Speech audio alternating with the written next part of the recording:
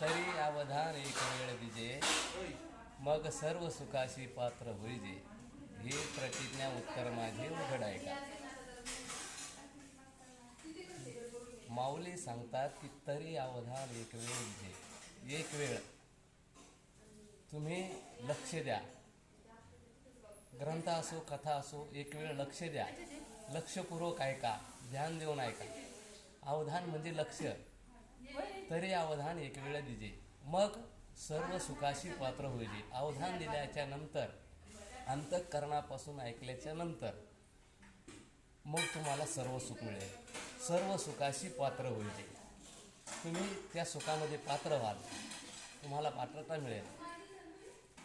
हे प्रतिज्ञा उत्तर माझे उघड आहे का. ही माझी प्रतिज्ञा आहे.